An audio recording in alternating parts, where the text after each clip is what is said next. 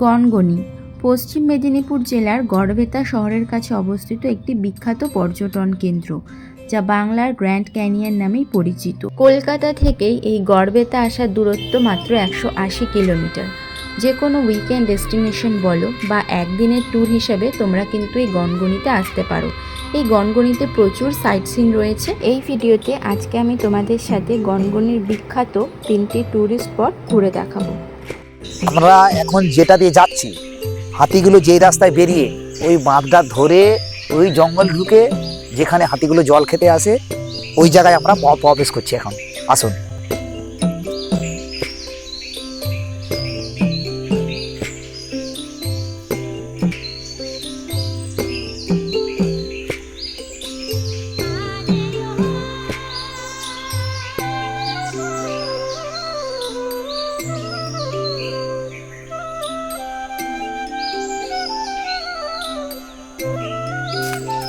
এই ডিজাইনটা দেখুন, ওই ঢিপিটা, এই ডিজাইনটা দেখুন, পুরো যেমন নাক, গণেশের মূর্তির মতন একটা এই একটা আকৃতি।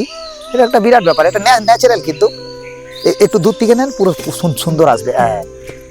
এতে কিন্তু সাপ আছে, সাপ থাকবেই, 100% আছে। কেন আমি দেখিয়ে দিচ্ছি, এই দেখুন, এইখানটা চকচক করছে না, এই যে পরিষ্কার, তার মানে আছে। কি সুন্দর, ওপরটা একটু দেখাই, দারুণ, একদম গাছে ভরে আছে, সাধারণ লাগছে। এরকম রাস্তাটা, এই যে হাতিগুলো যেখানে থাকে না, আছে এখন আপাতত আছে 7টা, তো এর ভেতরে আছে, ওখানে যাওয়া সম্ভব না, যাওয়া চলবেও না, গেলে কিন্তু জীবনের রিস্ক। তো এইরকমই রাস্তা এঁকে বেঁকে আছে, বোঝা যাবে না, ভাববেন ঘন জঙ্গল, কিন্তু না, এটা দিয়ে আসে, ওই দিকটা একটু দেখিয়ে দিন, এই দিকটা দিয়ে উঠে এই বাঁধটার উপর দিয়ে যে ওই জঙ্গলে ঢুকে ওই কোণা দিয়ে বেরোয়। হাতি যে যায় তার প্রমাণ পাবেন, এদিকে আসুন। এইটা শুকনো হয়ে গেছে, কিন্তু এই দেখুন, এই নখের মতন, এই যে নখ পেরিয়ে গেছে, এই দেখুন, এই যে নখটা, আর ওই গোলটা দেখুন, ওইটা বড়টা, বর্ষায় বোঝা যায়। ওই দেখুন কত বড় হাতি, এইটা, এই পাটা দেখলে বুঝতে পারবেন কত বড়, এই এত বড় পাটা।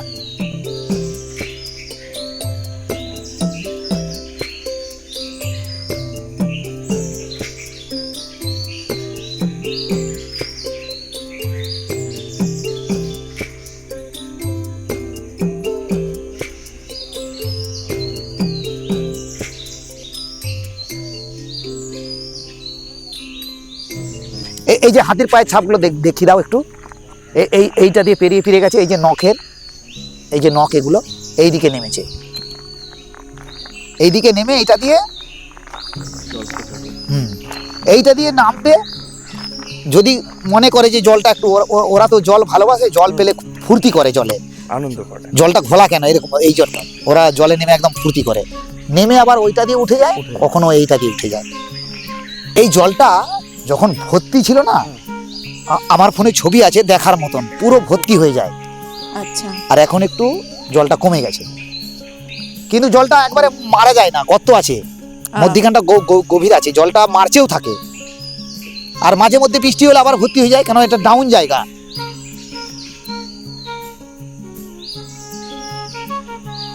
নেকড়েরও তো এরকম, কুকুরের কেন হবে, নেকড়ের দেখুন, বাঘের যেরকম ছাপ না, পেছনে পাটা বড়, বাবা, একটা 4 আঙুল আছে, আবার একটা 5 আঙুল আছে, আবার 6টা আছে একটা, সেটা কি জানি না।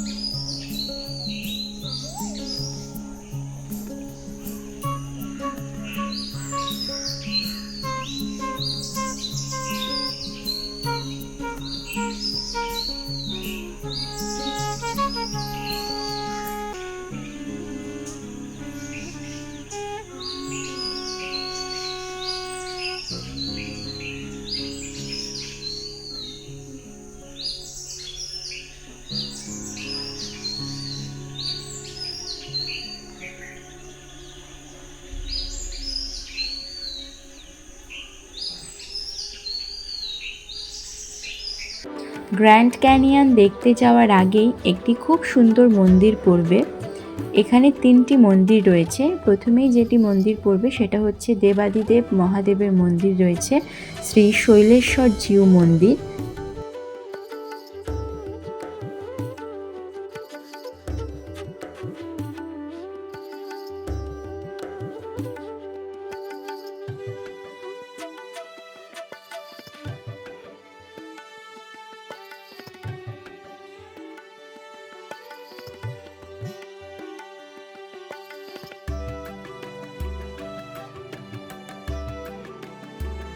মন্দিরটা খুব সুন্দর। মন্দিরের চারপাশ দিয়ে প্রচুর গাছ রয়েছে।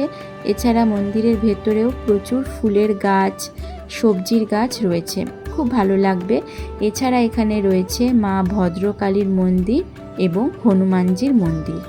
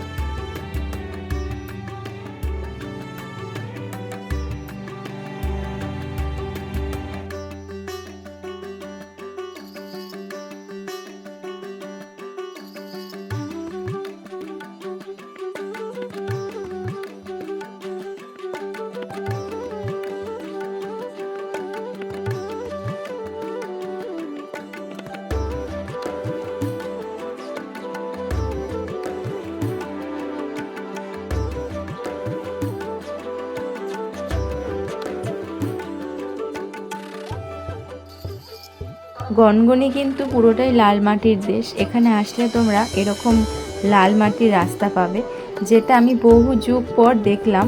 তো আমার এই লাল মাটির রাস্তা এত ভালো লাগে কি বলবো। এখন আমরা যাচ্ছি সানসেট পয়েন্টে।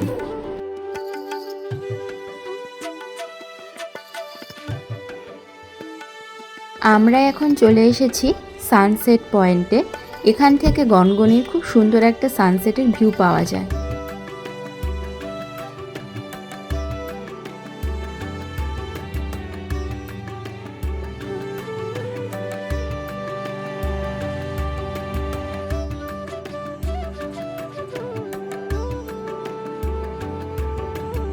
বড় বড় পাথর আছে ওই জায়গাটা, ওই যে ছিপ ফেলছে একজন দেখতে পাচ্ছেন, দেখতে ওইখানে খুব বড় বড় পাথর আছে। আচ্ছা, ওই জায়গাটা দিয়ে এমনই সুড়ঙ্গ আছে। এই কিছু দূরেই মঙ্গলা মন্দির মায়ের। এই মঙ্গলা মন্দির থেকে এটা একটা জলের সুড়ঙ্গ আছে, স্রোত। পৌরাণিক কোথায় কেন আগেকার মানে ঠাকুরদাদাদের মুখেও শোনা, ওই মন্দিরের নিচে যেন একটা হু হু করে এখনো আওয়াজ হয়, মানে একটা স্রোত আছে, সুড়ঙ্গ, জল পার পার হচ্ছে। ওই যে বিক্রমাদিত্য, রাজা বিক্রমাদিত্য যখন এখানে এসেছিলেন, তার মানে 1000 বছর আগে রাজা বিক্রমাদিত্য তো আজকের কথা নয়, পিচাস রাজা ছিলেন। এই জঙ্গলে, এই গনগনির জঙ্গলেই মা সর্বমঙ্গলার মূর্তিটি পড়ে থাকে। ওই বিক্রমাদিত্যকে স্বপ্ন দেওয়ায় এখান থেকে নিয়ে গিয়ে ওখানে প্রতিস্থাপন করে। রাজা বিক্রমাদিত্য হচ্ছে পিচাস রাজা। ও যে ওই তাল বেতাল বলে না, ওই পিচাস রাজা ওই বিক্রমাদিত্য তাল বেতাল নিয়ে ঘুরতেন। ওই গড়বেতায় ওই জন্য তলবেতা একটা নাম আছে, জায়গার নাম, যেখানে থাকতেন। দেখবেন মায়ের মূর্তি পুরো আলাদা সম্পূর্ণ, মানে তরোয়াল দিয়ে একটা কাটা আছে। ওই মূর্তিটা যখন নিয়ে যাই খোঁড়া তোলা হয় তখন এরকম কাটা আছে। আমরা ওই দুর্গাপুজোর 1 মাস আগে ওই মূর্তিটা মোম গালা দিয়ে তৈরি হয় নতুন করে, তখন আমরা দেখতে যাই, দেখতে গিয়ে দেখেছি একদম সত্য যে কাটার দাগ, পুরো এরকম কাটার দাগ আছে। পাথরের মূর্তি, নিচটা দেখবে কালো, কিন্তু মুখটা মোম গালা দিয়ে তৈরি। এই গনগনির নিয়ে পৌরাণিক কাহিনী আছে। গনগনি আরো খুব সুন্দর রূপ ছিল আগে, এখন তো ক্ষয় হয়ে হয়ে প্রাকৃতিক তো এক এক সময় এক এক রূপ রূপ রূপ নিচ্ছে। আর আগামী বছর আসবেন অন্য রূপ দেখবেন। এবছর এক দেখে যাচ্ছেন, আগামী বছর আসবেন আবার অন্য দেখবেন। এই জন্যই এর একটু সুনাম আছে। এখন তো সুনাম কি, সৌন্দর্যের অপরূপ। আপনারা নামবেন যখন তখন দেখবেন অতি সুন্দর ক্যানিয়ন।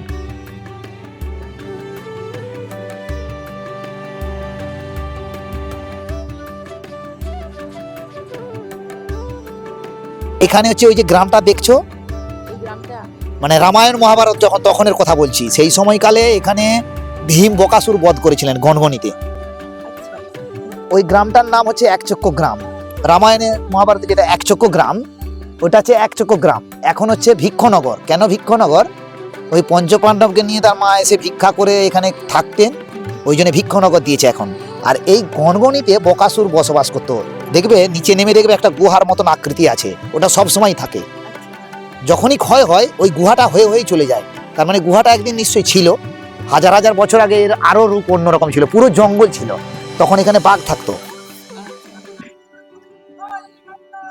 এটা হচ্ছে পৌরাণিক কাহিনীতে বকাসুর বধ করেছিলেন। এটা হচ্ছে গিয়ে যদি অক্টোবরে আসা হয় না, একটু সূর্যটা এইদিকে ডোবে, তখন ওই কোণা থেকে যখন সূর্যটা ডোবে না, এত সুন্দর এই জলটা লাল হয়ে যায়। এইদিকে একটা সূর্য, ওখানে একটা সূর্য, আবার সেখানে একটা, এত সুন্দর আসে ছবিটা। অক্টোবরে আসতে হবে।